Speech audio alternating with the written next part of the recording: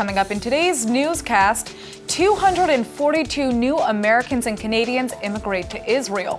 The first Filipina family with a child is deported from the Holy Land. And a new survey reveals that the majority of Jewish Israelis would prefer public transportation and businesses to continue functioning on the Sabbath.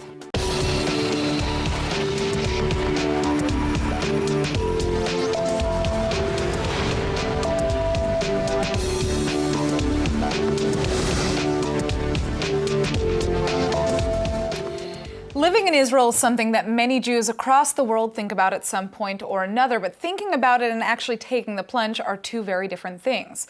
This morning, a Nefesh B'Nefesh charter flight landed in Tel Aviv full of new immigrants, and our own Nittany Manson was there to greet them. Take a look.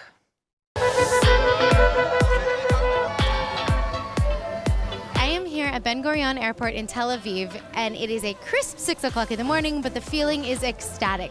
We are about to welcome a charter flight of Olim, 242 new immigrants to Israel. On this flight, there are people from 22 different states, 2 Canadian provinces, 103 children under the age of 17, 41 kids about to join the army. Let's go see what they've got to say. The flight has just arrived. This is going to be exciting.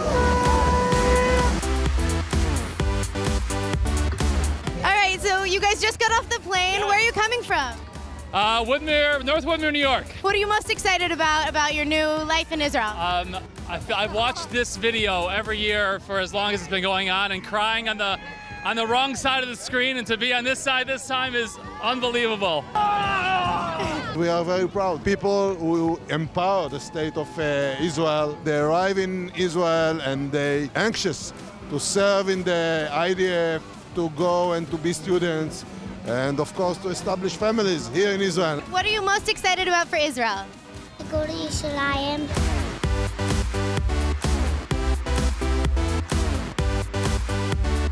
I'm very excited. In November I'm drafting into the IDF, so looking forward to that. I'm vegetarian, so I love the food also, but the army is just as good. I'm Israel Chai. All right, so everyone's getting off the plane. We're heading into the ceremony, but I just have to tell you guys, this is amazing. Let's go check out what's going on inside. So this is celebrating our actually 60th charter flight arrival, which means every person on the plane is making Aliyah. We see them, we're really proud of them. We see them getting honor ranks in the army. We see them family sometimes coming back with them. We see them succeed in Israel. We see them learning Hebrew, and we're proud. It's not too late. Turn around, the plane's still over there. It's still there. Get on, go while you can. So how old are you guys? I'm 22. 23. How do you feel like it'll be being in the army a little bit older? It's awesome. I got a good role. Get to be the old man. Maybe shed some wisdom. Who knows? No, also, just like we're looking for girls. We're all single right now. Okay, do you know anyone around 30 that was on that flight? You? We'll keep our eyes peeled and you do the same for us. Okay, so around 20 to 25? Perfect. All right, so I'm 30 to 35. Easy. Take what I can get. Do you like Israel? This is Rudy the Rescue. Rudy the Rescue. And Rudy, are you excited to be in Israel? Yes. And what are you most excited about making Aliyah? Getting my own room. What are you excited about Israel? School. That is a good one. So as you can see, everyone is super pumped and ready to go with their lives here in Israel. So I'll just sign off by saying from everyone at ILTV, welcome home to these 242 new Olim. Nittany, you were up early this morning, but it looked like it was worth it. I wish I had been there. You look like you were having fun. It was so much fun. It was amazing. The people were so excited and happy, and everyone was singing and dancing. It was great. They were kissing the floor. Well, it seems like they almost were ready for this moment. They were ready to just walk off of that plane onto the tarmac and show the world. A lot of these people have been planning this for months and years. They've been like, a lot of people I spoke to were like, yeah, this is years in the making. We're so excited. Right. It's really a great program. This flight was Nefesh B'Nefesh, which is an organization that brings people to make Aliyah in Israel. But this is just one of their flights, This is just one of the flights. This is one organization that does it. People can come on their own with flights. So there's people coming all year round. But Nefesh B'Nefesh obviously has some huge flights. This is an entire plane full of Alim. It's crazy. And I mean, I think the statistics, in 2018, there were over 3,500 North Americans that came to Israel. And that's a number that has increased, actually, within the last year. It has increased. So yeah, last year it was about 3,500. This year, up until now alone, it's already more than 2,800 people have come, and it's only August, so we've still got a few months left. Well, I know that when I immigrated to Israel, I didn't go on any special flight. I kind of just did it from here. But when you see this, it really is exciting. I mean, it makes you kind of. I wish that I had had that experience. It is. I know a lot of people that actually went on these flights, and it's so nice because you're on this long flight. You're going through all this bureaucracy, like how am I going to get there? I'm going to do this. You're going to a completely new place, and it's so nice to have this amazing welcome. Yeah, and it's not only just people that are there to welcome. There's a whole list of people that were there.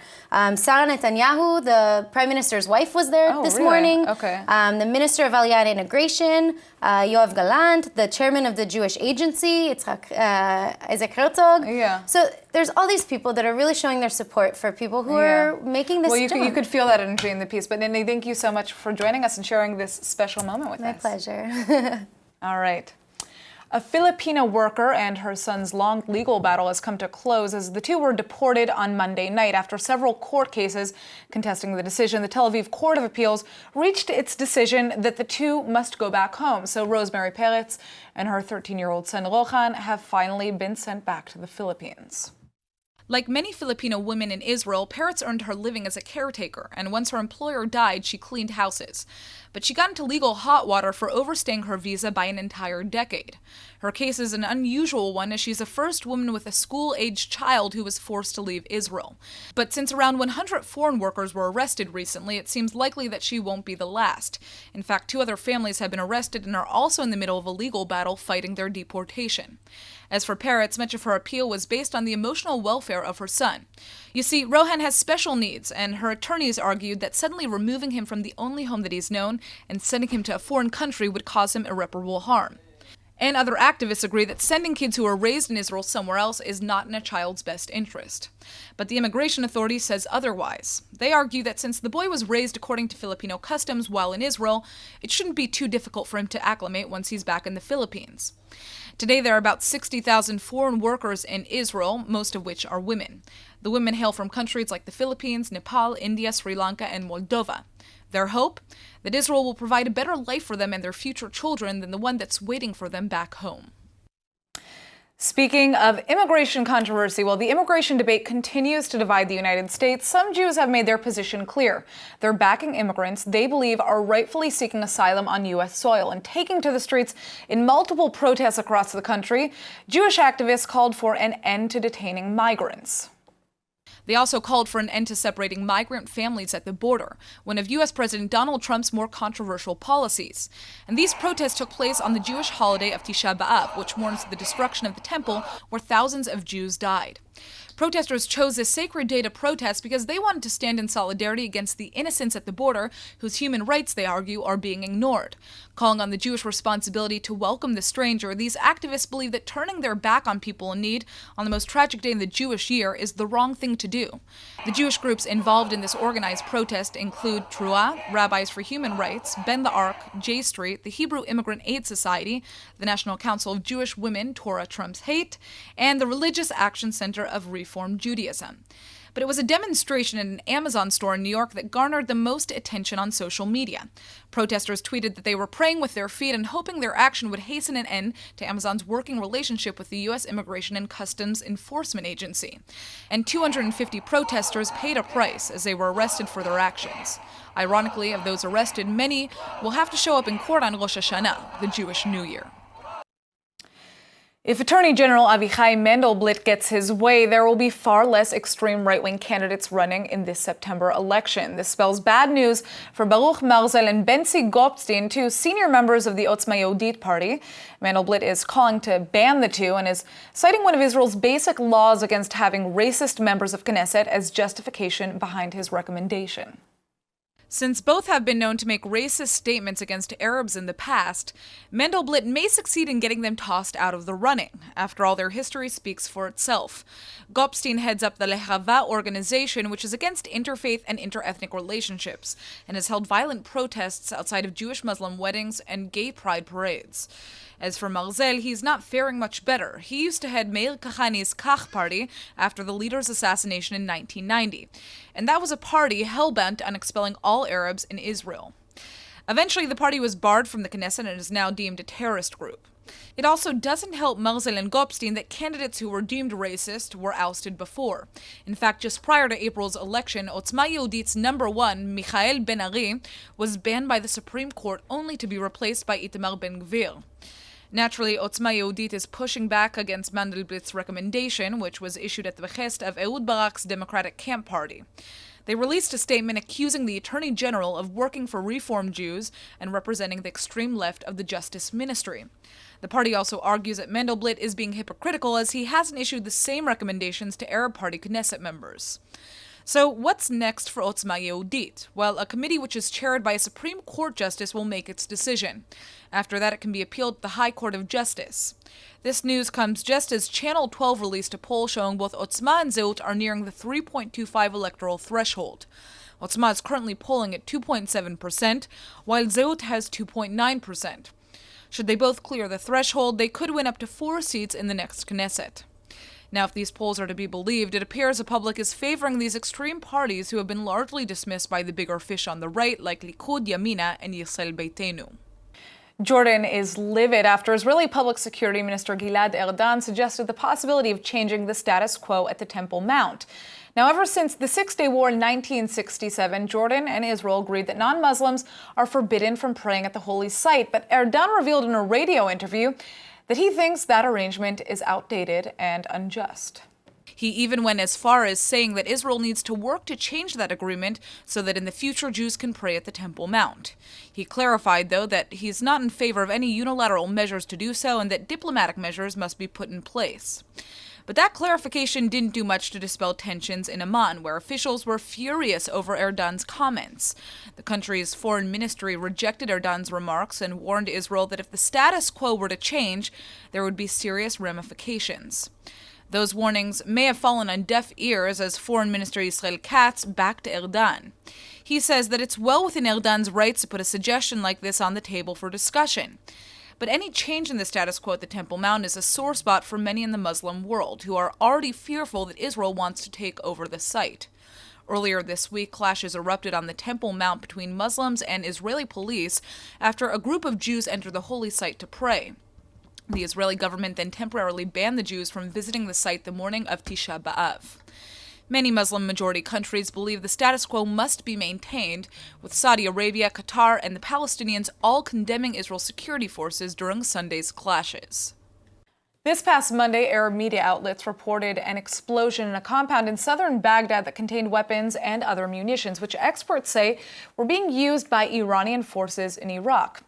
This comes after Iranian security officials have warned the U.S. and Israel that they're on the verge of an even more serious conflict with Iran and its allies. Well, joining us to discuss the ramifications of this conflict with Iraq and Iran is senior security and military analyst Colonel Olivier Rafowitz, who's also Knesset candidate for the upcoming elections, and Dr. Martin Sherman, the founder and executive director of the Israel Institute for Strategic Studies. Thank you both so much for coming in. All right, so we can assume that Iran has been involved in Iraq for many years now, but what has caused American and Israeli forces to take action now? Of course, Israel has not confirmed that action has been taken, but... I don't know if Israel actually is involved, like you just mentioned now, but it's clear that Iraq is now a big problem for all the area, of course for the Israelis, but also for the Americans, the Brits, and all the forces from the coalition against Iran. And Iran is not only using Iraqi soil to develop military infrastructures and military, I would say, militias, Shiite militias. They are using also Syria and Yemen and Libya, even Morocco now, in order to establish military infrastructures against Western interests and against, of course, Israeli interests. So what is now going on in Iraq is very worrisome for many reasons, because we are now facing not only militias but also weaponry and actually ballistic missile being put on the Iraqi soil. What happened the last week is of course very positive, because it's not very important who is behind the attack or the destruction. Maybe it's even an accident or incident by forces on the soil of Iraq. But it means that there is no big danger, because the Iranians are actually developing and even, I would say, trying to involve other countries and getting close to Israel. From our side, just one last word, from our side, we will not keep quiet if the Iranians are continuing to develop military infrastructures and getting close to Israeli borders. Okay, so, and one of the things that I want to ask here was, Israel has obviously gotten involved in preventing the Iranian presence in Syria, but Iraq is not on Israel's border. So for some, it is a bit surprising now that Israel is taking, if these reports are confirmed, but Israel is now taking a role in combating that Iranian presence there. Well, I suppose what dictates Israeli action is the nature of the threat more than actually which side of the border it's on. And if Israel has the operational intelligence, which points out that this is going to be a threat, and finds that it has operational necessity and the operational ability to address the threat, I don't think there's any reason why it shouldn't be. I think the Iranians have taken heavy punishment in Syria, so they might be trying to move the focus of some of their activities. Well, that's where the question comes in then, what would the impact be if Iran were really to establish a strong base in Iraq, because it isn't on Israel's border at the end of the day. Why would that make any difference? I mean, if it's within Israel's operational range and it is a threat, why would the fact that it's not on the border make any difference? Israel bombed the Iraqi nuclear reactor a couple of decades ago. It wasn't on our border either. We are facing now a total dislocation of Arab Sunnite states in the area. Iraq is not a state anymore. It's an area divided in different parts.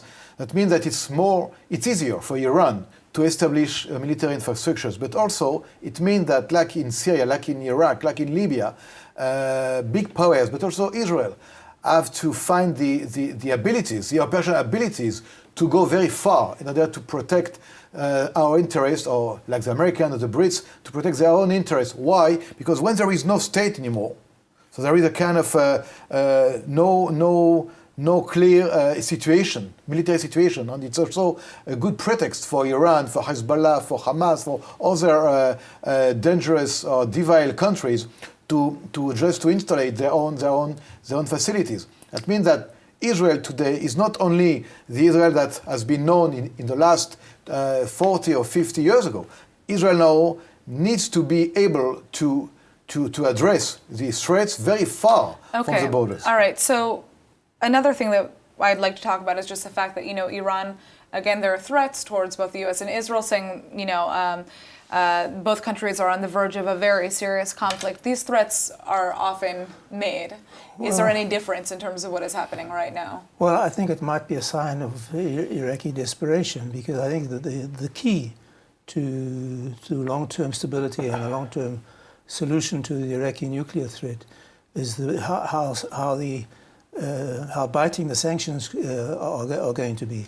I think it's also the appalling mendacious dilemma that the Obama regime presented the world with. Either this bad deal that they made or war has been exposed, because Trump has reinstated the sanctions. They are causing a lot of damage to Iran, and there's been no war yet. So I think the key to bringing about a long-term solution to this is how resolute the West will be in imposing these sanctions on Iran. But also the situation is also making something very new in the Middle East.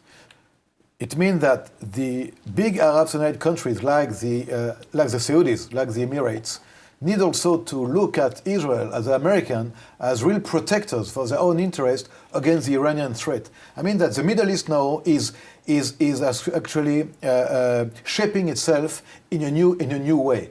And I think it also, I believe, will fit the American deal of the century proposed by the administration of Donald Trump to use this new situation where the threat of Iran is so alive, making that these countries with Israel, with the Americans, with the Brits, are actually building even like a natural coalition against this threat. All right, well, we've run out of time. Thank you both so much for joining us. Okay.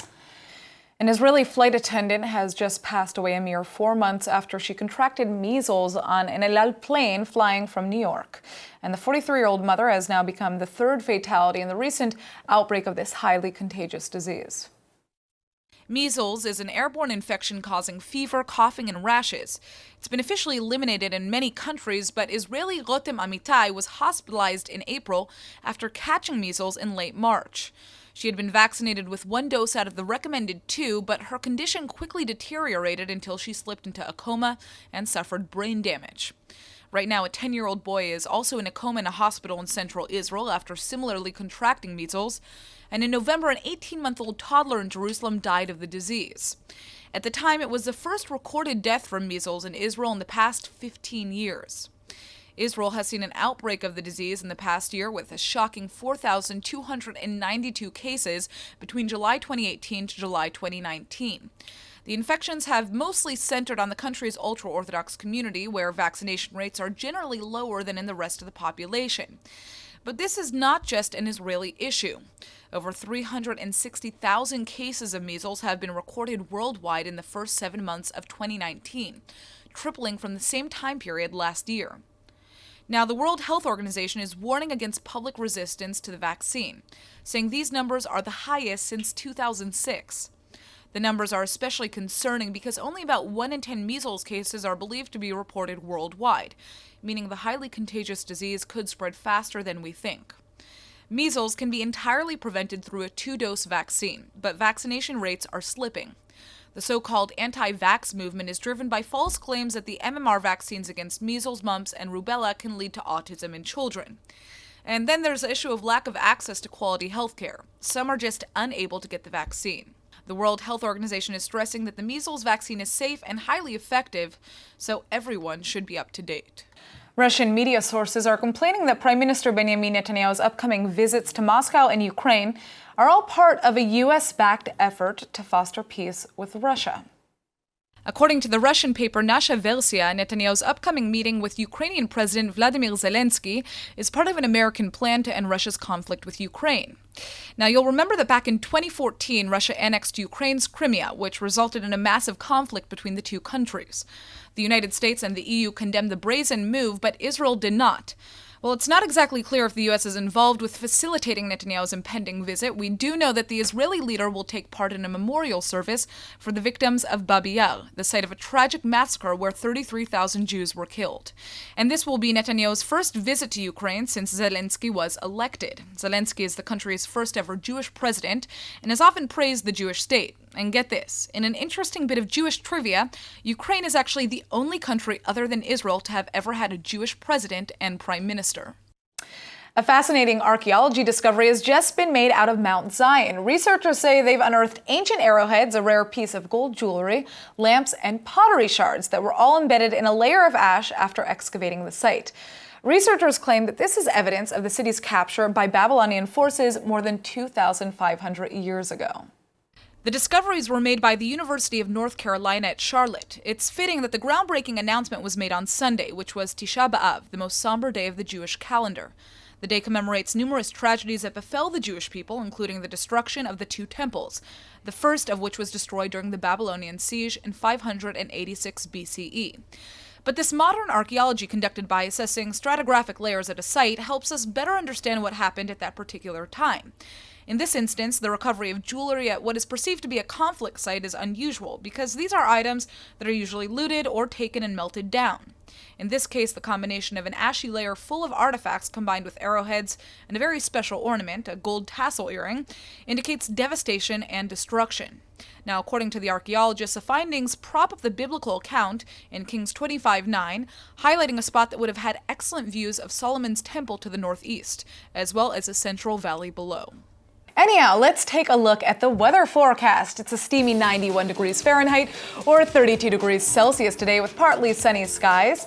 Tomorrow is expected to reach a whopping 95 degrees Fahrenheit or 34 degrees Celsius with fully sunny skies, so make sure not to expose yourself too much to the heat.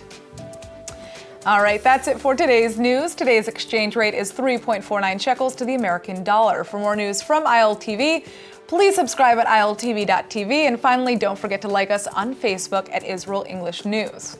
I'm Natasha Kirchuk, and thanks for watching.